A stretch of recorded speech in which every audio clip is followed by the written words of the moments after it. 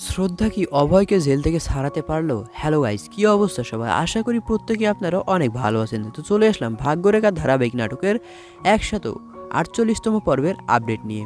তো চলুন কথা না বাড়িয়ে ভিডিওটি শুরু করব। তার আগে যারা আপনারা এখনও আমাদের এই ছোট্ট পরিবারে এখনও যুক্ত হননি, তারা অবশ্যই সাবস্ক্রাইব করতে ভুলবেন না। তো চলুন শুরু করা যাক। 148তম পর্বের শুরুতে আমরা দেখতে পাই আরতির অভয়ের ব্যাগ থেকে টাকা চুরির বিষয়টি সে স্বীকার করে নিয়েছে। এই শুনে তার মা তার গালে একটা চর বসিয়ে দেয়। শ্রদ্ধা বলে, আমার তো প্রথম থেকেই সন্দেহ হচ্ছিল যে বাড়ির কেউ টাকা চুরি করেছে। অভয়ের ফুপু শ্রদ্ধাকে প্রশ্ন করে যে তুমি কিভাবে বুঝলে যে আরতি হয়তো টাকা নিয়েছে? শ্রদ্ধা বলতে থাকে, আমার তো প্রথম থেকেই সন্দেহ হচ্ছিল আরতির ওপর, কারণ একদিন কলেজ থেকে ফোন আসছিল যে আরতি ঠিকভাবে কলেজ যাচ্ছে না। সেদিন থেকে আমি আরতির ওপর নজর রাখা শুরু করি। সে প্রায় সোনিয়ার সাথে দেখা করছিল। আর সেদিন ডিনার করার সময় যে হঠাৎ বিদ্যুৎ চলে গিয়েছিল, তখন আরতি বাহানা বানিয়ে সেখান থেকে উঠে গিয়েছিল। আর যখন কারেন্ট চলে আসে, আরতিও আবার খাবার টেবিলে চলে আসে। শ্রদ্ধা অভয়ের বাবাকে অর্থাৎ তার শ্বশুরকে বলতে থাকে, অভয়ের ব্যাংক অ্যাকাউন্ট থেকে যে 15,000 রুপি চুরি হয়েছিল তা আসলে আরতিয়ে নিয়েছিল। আর আমি সেদিন আরতির রুমে গিয়ে দেখতে পাই যে কিছু ব্যাংক স্টেটমেন্ট, সেখান থেকে আমি কনফার্ম হই যে সেই টাকা আরতি নিয়েছিল।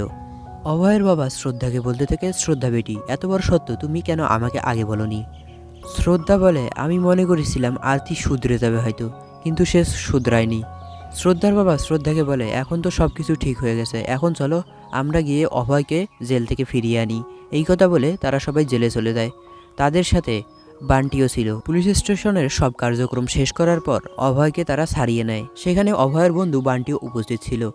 বান্টি বলে, আমাকে ক্ষমা করে দিও বন্ধু, আমি যদি তোমার হাতে টাকা 10 লাখ দিতাম তুমি নিতে না, তাই আমি ব্যাগে সেদিন লুকিয়ে রেখেছিলাম। বাড়িতে আসার পর অভয়কে বরণ করে নেওয়া হয়। অভয় সবার সাথে কথা বললেও আরতির সাথে কথা বলে না। একটু পরেই শ্রদ্ধাদের বাড়িতে অফিসের সেই বস আসে এবং তার ভুলের জন্য ক্ষমা চায়। আর অভয়কে বলে, আমি তোমার স্যালারি 33% বৃদ্ধি করে দিয়েছি। এই কথা শুনে অভয় বলে, শুক্রিয়া, কিন্তু আমি আর আপনার চাকরি করতে পারবো না। শ্রদ্ধাকে অফিসের বস জিজ্ঞেস করলে শ্রদ্ধাও অভয়ের সাথে একমত হয় এবং সেই সাথে তার বাবাও সহমত জানায়। সবার সিদ্ধান্ত নিয়ে অভয় সেই চাকরিটা ছেড়ে দেয়। তো গাইজ, এই ছিল ভাগ্যরেখা ধারাবাহিক নাটকের 148তম পর্বের আপডেট। আর 139 নম্বর পর্বটি দেখতে হলে আমাদের এই চ্যানেলটিকে সাবস্ক্রাইব করতে ভুলবেন না, কারণ আমরাই নিয়ে আসি ভাগ্যরেখা নাটকের আপডেট পর্বগুলো। আর এতক্ষণ আমাদের সাথে থাকার জন্য অসংখ্য ধন্যবাদ।